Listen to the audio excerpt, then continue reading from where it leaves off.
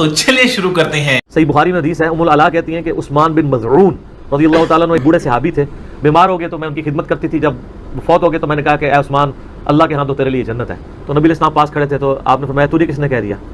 ہائے ہائے ہائے ہائے، آپ فرمایا حالانکہ میں اللہ کا رسول ہوں، مجھے نہیں پتا میرے ساتھ کیا ہونا ہے۔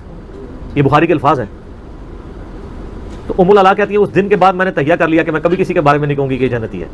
تو اسی پیسے کہتے رہو جناب وہ فلانے نے مزار تے بڑا رش ہے، فلانے دے جناب اے ہے۔ اللہ نے مجھ سے وعدہ کیا، آپ نے یہ قسم اٹھا کے بات کی، اللہ نے مجھ سے وعدہ کیا، آپ نے یہ قسم اٹھا کے بات کی۔ لعنت اللہ علی الکاذبین، طلسماتی قسم کا ناول، ایک تخیلاتی چیزیں لکھ دینا تو جرم کے اوپر مبنی ہے کہ وہ میرے دوستوں، میرے محبت کرنے والوں، میرا نام پکارنے والوں اور مجھ سے اچھا عقیدہ رکھنے والوں کو جنت میں داخل فرمائے گا۔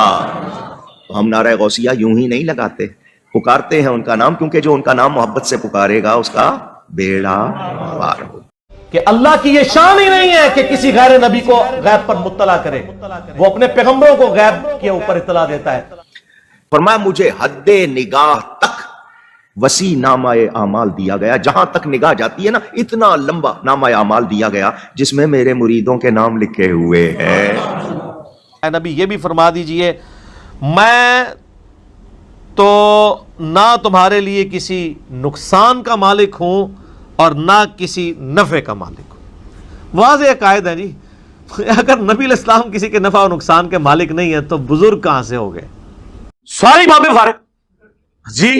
لوگ کہیں گے کہ اگر اللہ تعالیٰ کے محبوب صلی اللہ علیہ وآلہ وسلم کے لیے قرآن میں یہ بات آ رہی ہے کہ اے نبی تم فرما دو کہ میں تو اپنی جان کے لیے کسی کے نفع و نقصان کا مالک نہیں ہوں، تو لوگ کیا کہیں گے؟ بابے تے شاہی کوئی نہیں۔ یہ محبت کی باتیں ہر ایک کو ہضم نہیں ہوتی، سمجھ نہیں آتی۔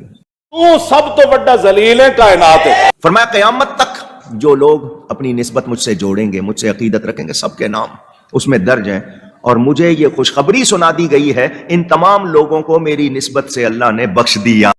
ارے جھوٹ بول رہا ہے، یہ جھوٹ بول رہا ہے۔ میری بیٹی فاطمہ میرے مال سے جو کچھ مجھ سے لینا لے لے، قیامت والے دن اللہ نے پکڑ لیا تو میں تیرے کچھ کام نہیں آؤں گا۔ لیکن اس کا یہ مطلب نہیں ہے کہ نماز نہیں پڑھنی، روزہ نہیں رکھنا، بس غوث پاک کے مرید ہو گئے بیڑا پار، تو غوث پاک کا مرید نماز چھوڑے گا؟ گناہ کرے گا؟ اس کو گناہ پسند نہیں ہوگا۔ چلو اللہ اللہ خیر صلی اللہ آگے ٹولو۔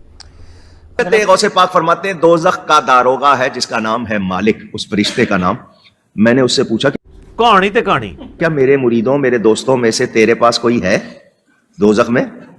اس نے کہا مجھے اپنے پروردگار کی قسم کہ آپ کے مریدوں میں سے کوئی بھی نہیں ہے۔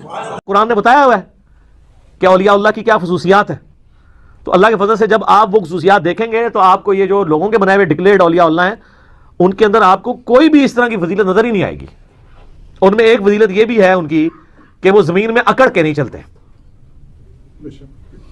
تو جو ولی کہے کہ تمام اولیاء کی گردن پہ میرا پاؤں ہے، اور جو کہ میں اس وقت تک جنت میں نہیں جاؤں گا جب تک اپنے مرید نہ لے جاؤں، اس سے بڑا کوئی اکڑ خوں ہو سکتا ہے؟ اور یہ وہ لوگ بات کر رہے ہیں جو اپنی جنت نہیں کنفرم کر سکتے کسی کو۔ کوئی شخص دنیا میں کہہ سکتا ہے کہ میں کنفرم جنتی ہوں؟ کیوں جی چاس آ گئی کہ نہیں؟ فرمایا میرا ہاتھ اپنے مرید کے سر پر اس طرح چھایا ہوا ہے جس طرح زمین پر آسمان چھایا ہوا ہے۔ فرمایا مجھے اپنے رب کے عزت و جلال کی قسم میرا قدم اس وقت تک جنت کو نہیں اٹھے گا جب تک میں اپنے سارے مریدوں کو جنت میں داخل نہ کروا لوں۔ جی بخاری مسلم میں حدیث ہے کہ قیامت کے دن ہر نبی بھی کہہ رہا ہوگا آج مجھے اپنی جان کی فکر ہے، سوائے نبی علیہ السلام کے۔ اور پھر آپ کو سنا رہے ہوتے ہیں کہ شیخ عبد القادر جیلانی یہ کہہ رہے ہوں گے میں نے اس وقت تک جنت میں نہیں جانا جب تک کہ سارے مرید نہ لے جاؤں۔ یعنی شیخ عبد القادر جیلانی کا مرتبہ جو ہے وہ نبیوں سے بھی زیادہ ہے، نبی نفسا نفسی کر رہے ہیں، اور عبد القادر جیلانی کے کہہ رہے ہیں مرید مرید مریدی مریدی۔ ایسے بڑے پیر اتنے محسن کی پھر ہم 11ویں کریں یا نہ کریں؟ چل چل چل نکل یہاں سے، اور تیری ہمت کیسے؟ ایک دوست نے نا تو بڑے کٹر بریلوی تھے اور بڑے بریلویوں کی مسجد کے وہ عالم دین بھی تھے، خطیب بھی تھے۔ آہستہ آہستہ میرے ساتھ اٹیچ ہوئے تو گمراہ ہو گئے، یعنی اللہ نے ہدایت دے دی۔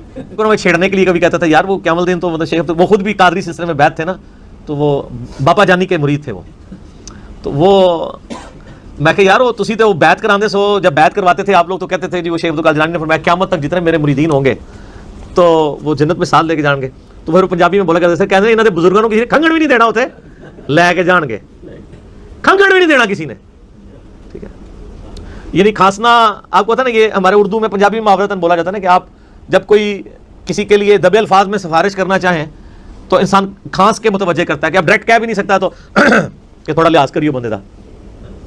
تو کہنا تواڈے بزرگ بھی نہیں کہہ سکتے اللہ کے سامنے, تسی آ جاؤ جی اسی نال لے کے جاواں گے. جتھے نبیوں کا حال نفسی نفسی ہے وہاں بزرگوں کا کہاں سے ہوگا؟ ختم. Bye bye, tata, good bye, گیا.